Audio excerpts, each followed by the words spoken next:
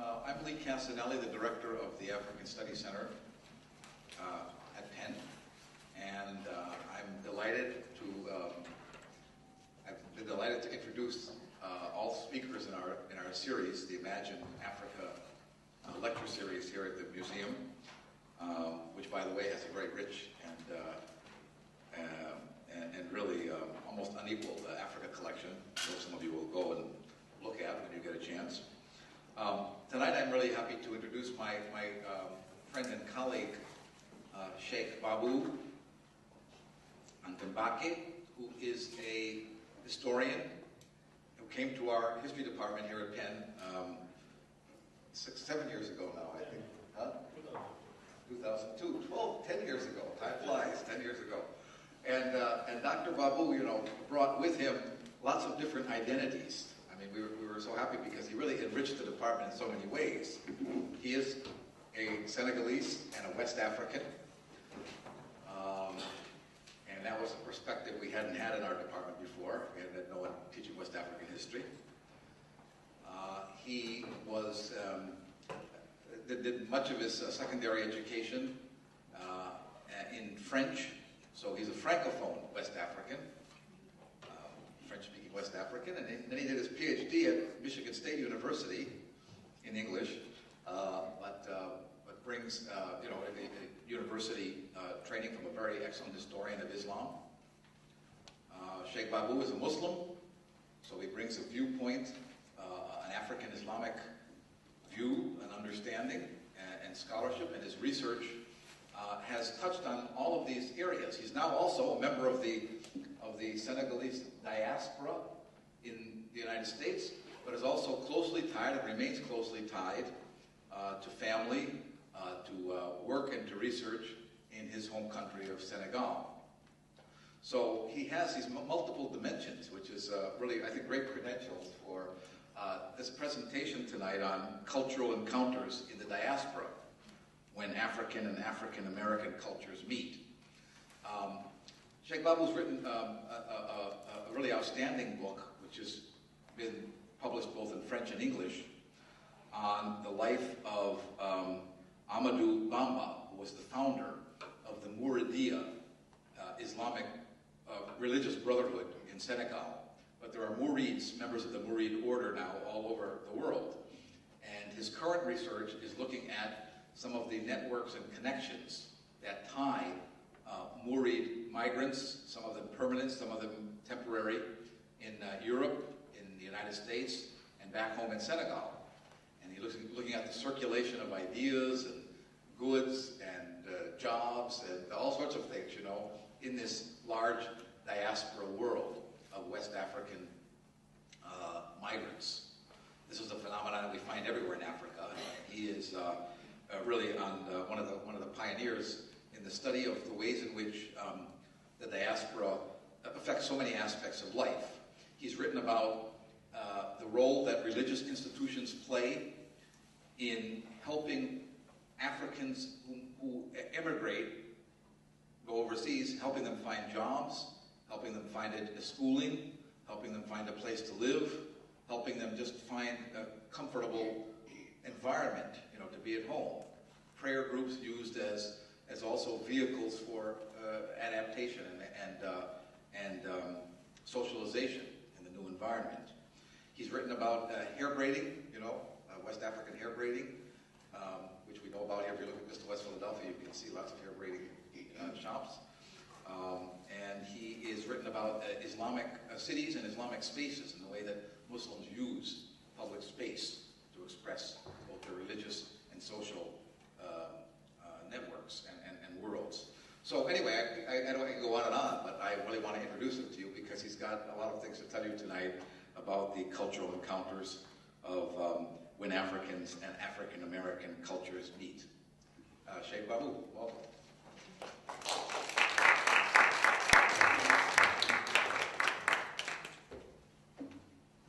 Thank you, Lee, for this very generous introduction.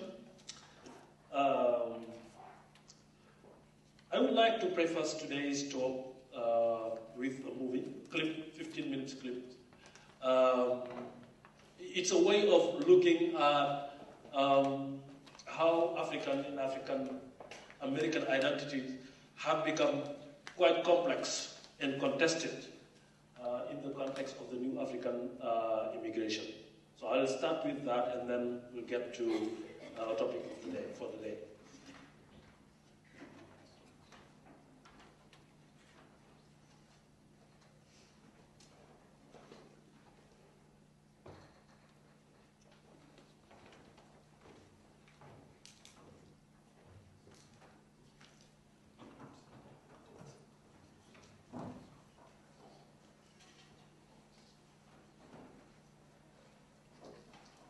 Are you African American?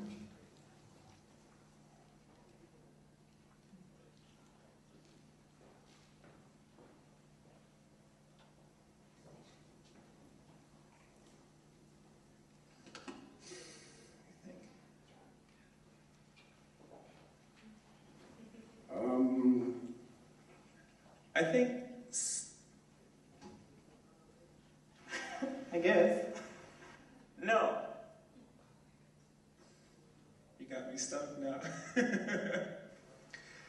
You know, I always smile when I hear that question. It depends on how you define African American. Yeah, yes, that's it. Can we pause for a second?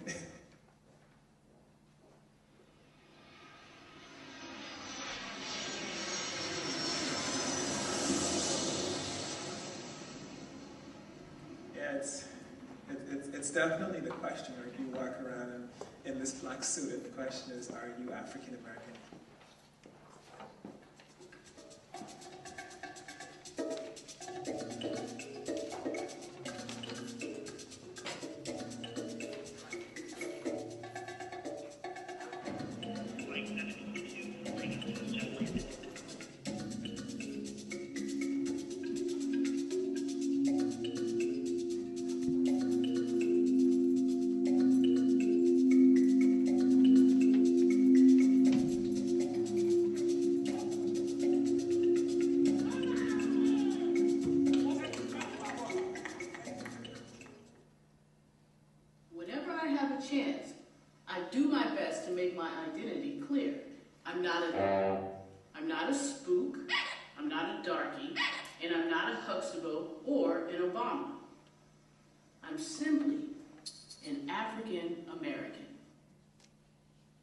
About 10 or 15 years ago, however, Jesse Jackson suggested that a more appropriate term for then called black people was African American. And he suggested this because he said that every other American group had some kind of national referent. So the Irish call themselves Irish Americans, and the Japanese Americans. And so as black people, we needed to have some kind of national referent. And it denoted a sense of protest, but also a sense of assimilation, in that we were African and Americans. So, what am I? Black, Hispanic, Caribbean, African, American? You see, there are many of us like me walking down the street. Ethnically African, but not necessarily American. But walking down the street, you can tell. Hence, the stories of some of the fastest growing immigrant populations have been lost in the traditional African-American narrative. Who are they? What makes them unique? What do we even call them? Better still, what do they call themselves? No, I'm not African American. Yes, I am an African American. I'm a true African American. I personally don't consider myself an African American. That is a cute term. I'm African American. That is used by the white establishments. More Haitian American than African American, but more American than Haitian. Institutions. I'm a staunch internationalist. To describe us. I do consider myself Panamanian as a people. So I'm kind of like that hybrid when I say Haitian American. I was born on the volcanic Caribbean island of Montserrat. I consider myself a West Indian.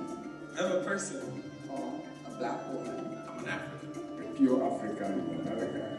Afro, Latino. But given that I'm a naturalized citizen and I'm American, then perhaps I could be. I'm an African American, but it's not my first choice when I define myself. It's been 4 years now since Congress finally got its act together to set aside a month to honor Caribbean heritage. And of course, so many exciting things are happening right now in the Caribbean and the Caribbean American community. A single month can't possibly contain it. You know that. We celebrate, as I said earlier, year-round. In Brooklyn, as you know, here at Borough Hall, we're especially excited about our 4th annual Caribbean Heritage Day. I'm proud to join our Caribbean American Heritage Planning Committee and members of Brooklyn's Caribbean community as we celebrate the powerful, pumping heart and soul of the Caribbean American community, Brooklyn, USA.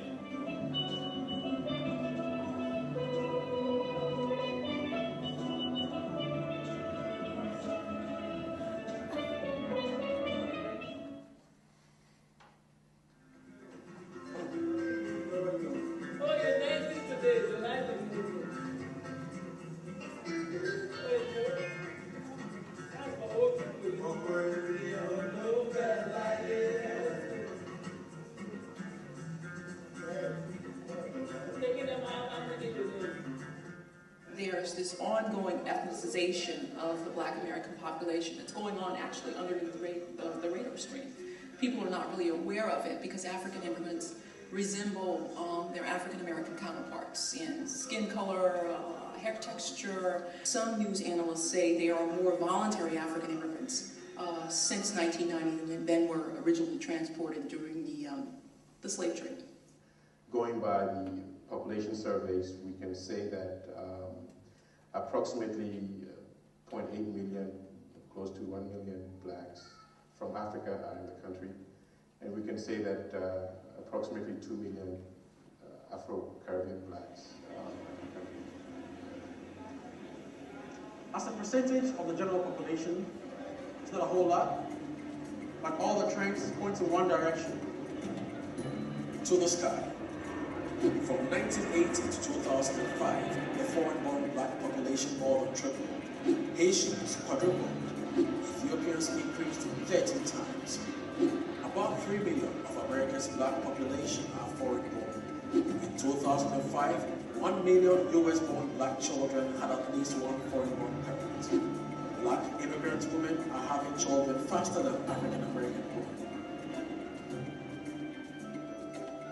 So from Panama to Ethiopia, blacks have increasingly complex connections with Africa and America. Moving to Washington, to go by plane, by car, bus, any way that you can get there. I was born and raised in Memphis, Tennessee. My family has always lived pretty much in this country from as far back as we can remember. You know, my family has a slave history as most other African American families have in this country. Because our ancestors were originally from Africa, and then we now live in America and have somewhat formed our own culture, I would say that the best label to apply to us is African American.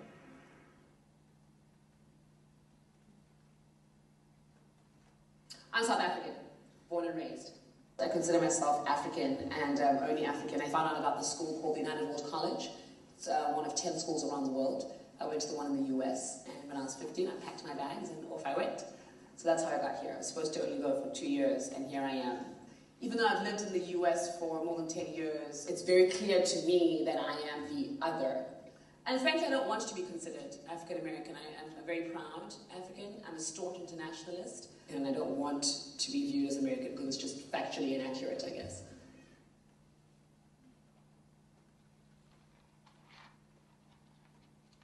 I'm African and American.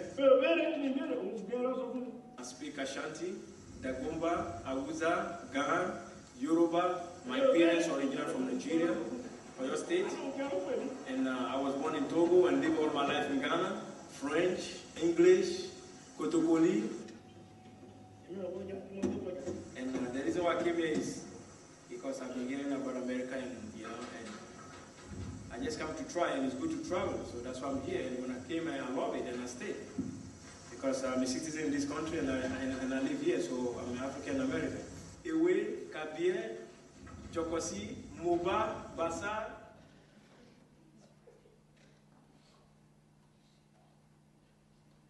I am an African American. What did she say? Did she get all excited and start screaming? Tell him that he's married, okay? I'm a true African American.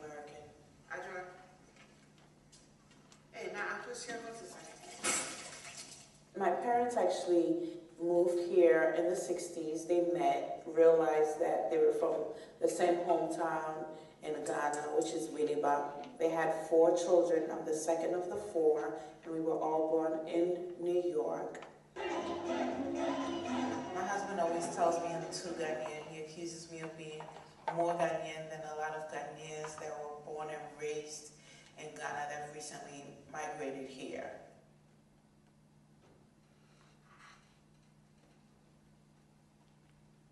Yes, I'm African American.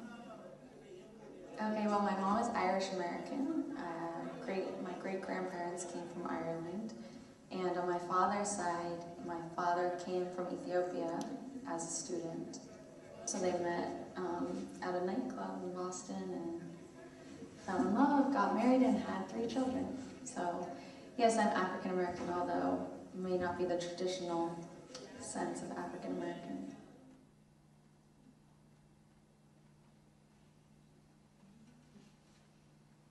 I see Naim to be like a pure African in America. I speak my native language, which is Gabani, to him. The father is a pure African and the mother is African American. So if you put that together, I would describe him as an African. The reality of it is that, growing up here, people will recognize him as an African American first. But I do have to, acknowledge the fact of his father's, lineage as well. So yeah, I'd agree with that. I grew up in Africa, and I am an American. So Africa is my home, but I'm also an American. So what does that make me? If you don't have a definition already of that term, then yeah, I guess I could apply as African American. I went to a historically black college and university. Tennessee State University was offering an African Studies degree, and so I went and got involved in that program.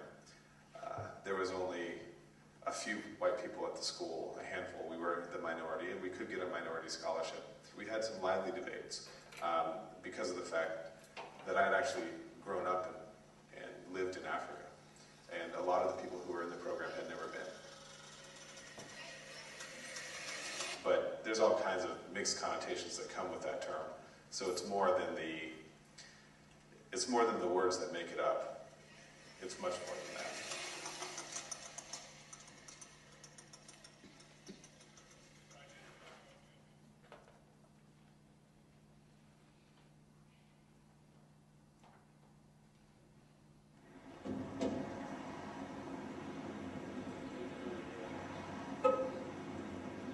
I'm Black. I am from a mother from Brooklyn, New York, who is definitely African American, all the way down to her roots. Then I have a father who was born and raised in Panama. Most of the adults continued to keep Spanish going, but they didn't teach it to the kids so that they could talk about adult things in Spanish when the kids were around. So it took my own initiative in college and in high school to learn Spanish on my own. And most of my family, they now live in Brooklyn, New York, Queens, and Georgia. Occasionally, I refer to myself as Panamanian, but first and foremost, I'm African American.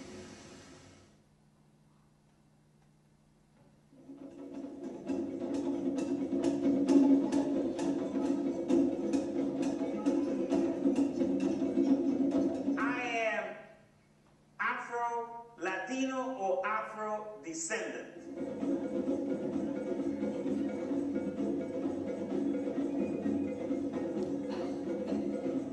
Spanish speaking and also of African descent.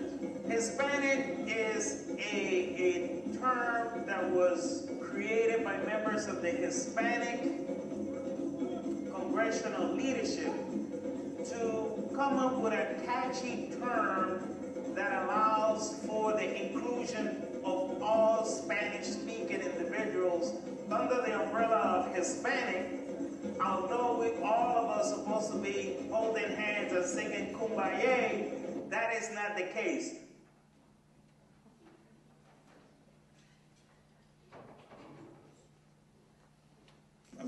cousin. I would say that this is something that's new for me, thinking about my recent daily basis and how that influences my technique.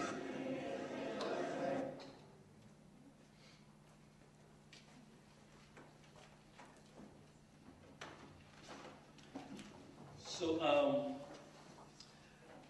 the purpose for starting with this clip of 10 to 15 minutes was a little bit to kind of shock you into looking beyond the skin color to see the complexities and the contested natures of African identities and African American identities in this country. My focus on this lecture will be on some of the groups that spoke in this clip, mostly those claiming African origins. As one of the speakers on the movie said, in the last half-century, more Africans have settled in the United States than were transplanted in North America during the 300 years that lasted the Atlantic slave trade. Yet, research on the African diaspora has primarily focused on the Atlantic slave trade and the life of the descendants of African slaves in the New World. The result was the emphasis in mainstream scholarship on a single African diaspora, united by the Atlantic slave trade and the English language. So the new diaspora I propose to talk about today originated from different historical processes. It is mostly a diaspora of volunteer migrants. Of course, I don't want to overlook here the refugees, which form a large proportion of this new African diaspora, especially refugees from Eritrea, from Somalia, and from Ethiopia. So it is a diaspora that evolved at a time of unprecedented development in transportation and communication technologies that have led to the compression of time and space, allowing for continuous communication between immigrants and the motherland of Africa. So because of this close and continuous connection, the new diaspora has been able to maintain dense economic, political, and cultural links with the African continent, expressed through the diversity of languages, religion, cultural tradition, music, and so forth. I think the mechanic guy that was shown in the movie clearly epitomizes what I wanted to say, speaking actually do. So in this lecture today, I would like to use the Senegalese diaspora as an example to investigate contemporary processes of cultural exchanges made possible by the encounter on the American soil between African Americans and Africans from Africa, from the continent. These cultural exchanges are not new, but they have taken on new form and intensity, stimulated by spatial proximities between African and African Americans, by cultural commemorations such as Kwanzaa, or the many African diasporic festivals such as, for example, Odunde, which is commemorated here in Philadelphia, Amadou Bamba Day in New York, and other similar events that bring African and African Americans together. For example, culinary tradition from West and East Africa have won upload from many African American and blacks of Caribbean origin that grace the African restaurant found in the American metropolises from east to the west coast of the United States. Likewise, in the context of this encounter, soul food and Caribbean dishes have one place of pride on the menu of African eateries and dining tables, and many Africans now are fond of collard green and jerk chicken, food that I didn't know before coming to the United States, and they are of their traditional fufu, jollof rice, or other meal from Africa. In the domain of dress, the celebrated Ashanti kente cloth or Mande mud cloth, whether made in West Africa or in South Korean sweatshop in New Jersey or Chinatown in New York City, have become symbols of African authenticity worn proudly by African Americans to showcase their rootedness in African culture. Music and figurative art, another area where transactions between Africans and African American culture are also taking place. On both sides of the Atlantic, musicians are blending African and African American sonorities and sensibilities to produce unique styles of music. For example, hip-hop artists on the African continent have embraced the iconoclasm of the African American musicians who have inspired them, but their lyrics feature different themes and they have infused their music with a militant and revolutionary fervor of local political and moral concerns. Looking at the murals that adorn West Philadelphia, and certainly this is also true for other cities, other inner cities in Black America, one is struck by the recurrence of motifs deeply rooted in ancient African figurative art. I am here referring particularly to the image of the lizard or the ubiquitous headdress style of African artistic tradition. One could also mention human profile reminiscent of Egyptian kings or terracotta or bronze reproduction of the head of famous 13th, 14th century Benin royals. The artists who painted these murals are inspired by a museum exhibit in the US, sculptures produced or sold by African artists to African American tourists visiting Africa, or in the many African art galleries in the US or at summer market fairs. The cultural encounters are not taking place only on the public square. They are also happening in the mixed household of African and African American partners that serve as cultural incubators, pregnant with transformations that have the potential of affecting both the cultural context in the US and on the African continent. Obviously, I have neither the expertise nor the time to cover all these themes. But I believe that it was important to explore, albeit briefly, the rich field of cultural transactions where African and African American cultural traditions meet and cross-fertilize. I must say, however, although this is not the focus of my talk today, the encounter between African and African American is not only limited to the rather abstract sphere of culture. Africans and African Americans generally live in the same neighborhoods, like I can say in the same buildings, where I have visited in, inner city America, in Harlem and somewhere else. Sometimes they compete for the same jobs, and geographical proximity, political and cultural differences, and the highly racialized social context in America have generated mutually negative perceptions that have sometimes resulted in violent confrontations. Many of you are aware, for example, of the recurrent violent incidents that have opposed African and African American students in the school district of Philadelphia. Recent sociological research has revealed the overrepresentation of foreign-born black students in prestigious graduate studies program in the United States, arguing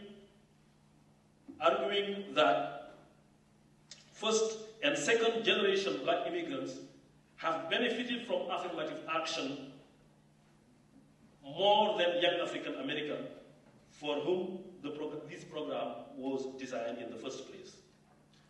African taxi drivers and workers, and they often blame African American use for those attacks. Overall, it is safe to say that cultural transactions do not always lead to racial solidarity, although perceived racial injustice can sometimes trump differences between Africans and African Americans, between Africans and African Americans and other blacks, including Caribbean. This was, for example, the case of the highly publicized assassination of Amadou Diallo in New York. I'm sure that you remember that incident in 1999 when a young Guinean immigrant was killed in Bronx by 4 police officers who actually fired 41 shots. The young man, Amadou Diallo, was not actually harmed. And that incident sparked outrage among black of all racial ethnicity origins and was a case really of black solidarity in the face of racial prejudice against black people. So in my talk of today, I will focus more particularly on 2 areas where I believe cultural transactions between Africans and African Americans display greater visibility and intensity. Those 2 cases are hair braiding and Islam, the topic that I research and write and teach on. But before getting to those 2 case studies, I would like to take a few minutes to offer a brief overview of scholarly debates that have shaped our understanding of the cultural experience of black people in the diaspora. This debate revolves particularly around the old diaspora, but it is also crucial for understanding, for illuminating processes at work within the contemporary African diaspora. The cultural experience of the African diaspora has been examined through diverse conceptual lenses, articulated around key ideas of survival, retention, discontinuity, and transformations.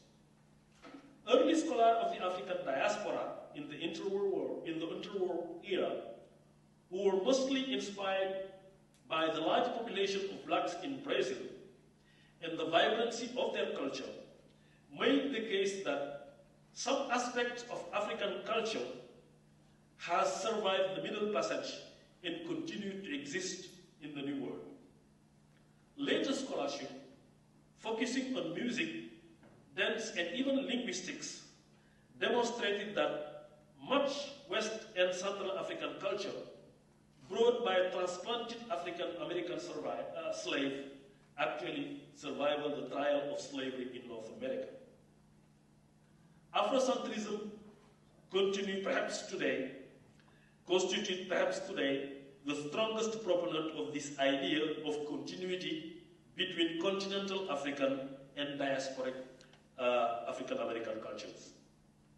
This school of thought is based on the idea that despite the traumatic experience of capture, transplantation, and enslavement in the New World, there still exists an authentic African identity that lies at the core of a common culture shared by black people worldwide. This identity has survived the differing experiences of enslavement and find its roots in the black civilization of ancient Egypt and later related civilizations that developed in West Africa and elsewhere on the continent. Afrocentrism has come under criticism, including among black scholars who object to what they see as an essentialist project that imposes an imaginary coherence on the experience of dispersal and fragmentation, which is the history of all coarse diaspora. Furthermore, critics of the Afrocentrist view argue that looking at the African diaspora identity as a single, homogeneous, unchanging, and timeless cultural reality is to ignore the complexities, contradictions, and tension within and between diverse African diasporic communities. An extreme fringe of these critics reject the idea of continuity altogether and argue that nothing has actually survived the Middle Passage. Just as sociologist Orlando Patterson saw slavery as a social death, these proponents of the discontinuity thesis see the Middle Passage as the site of cultural annihilation. For them, black identity in the diaspora is the product of an autonomous cultural genesis that owes nothing to continental influences. Recent scholarly work influenced by the encounter model pioneered by scholars such as, for example, Sidney Mintz and Richard Price, while not ruling out entirely the notions of continuity and survival of African culture, reject the idea of a singular African culture. They argue that African cultures in the New World, syncretistic processes shaped by a context of what they call culture contact, that yielded highly hybridized identities and cultures. The works of the Black British sociologist and literary critic Paul Gilroy and historians Michael Gomez represent two important dimensions of this encounter model. In the 1990s, Gilroy used the notion of Black Atlantic in his famous book of the same name as a conceptual lens to explore widespread cultural connections between Black people. With the introduction of the notion of Black Atlantic, Gilroy sought to move beyond the kind of unitary narrative and essentialist approach that are favored by proponents of Afrocentrism and Pan-Africanism. He examines Black cultural experience in the framework of the North Atlantic in the context of intense interactions with white culture. His research suggests that transatlantic system helped forge the concept of Africa and create an African identity, but it was also crucial in the formation of white identity in the New World. In Gilroy's view, diasporic Africans in the Black Atlantic created what he called a counterculture of modernity, a set of cultural contributions that expressed modernity and had a substantial creative effect on Western culture as a whole. Gilroy's work gained wide attention and acclaim in scholarly circles, but it has also been faulted for its hemispheric and temporal limit, its singular racial context, and its narrow epistemological confinement.